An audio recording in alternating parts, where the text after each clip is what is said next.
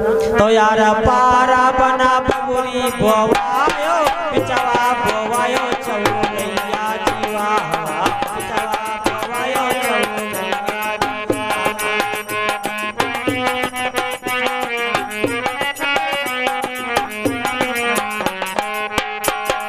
यार पारा बना बबुरी बोवायो पिचवा बोवायो चौरैया जीवा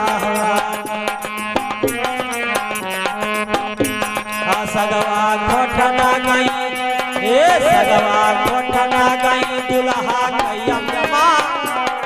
सगवा खोटना गई दुल्हा कैयम्मा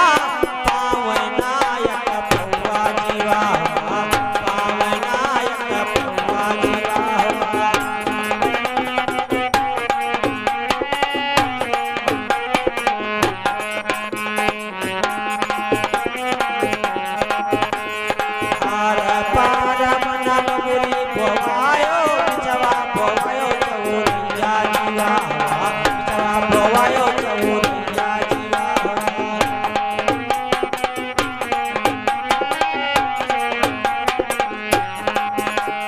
सगवा खोटना गई दुल्हा के बहिनी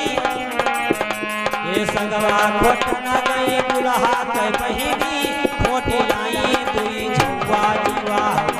खोटी लाई दुई झुआ जीवा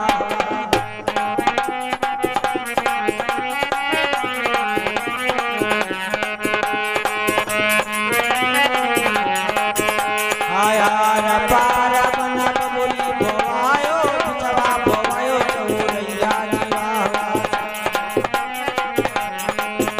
तो अगवा राजा दशरथ भागे जाए पिछवा जनक जी खिए दे जाए बकरीला उसारे के पकड़ो काम बकरीला उसारे के पकड़ो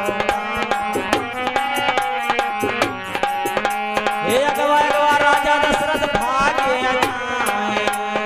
अगवा राजा दशरथ भागे जाए पिछवा जनक जी खिए दे जाए बकरीला उसारे के पकड़ो काम बकरीला उसारे के पकड़ो काम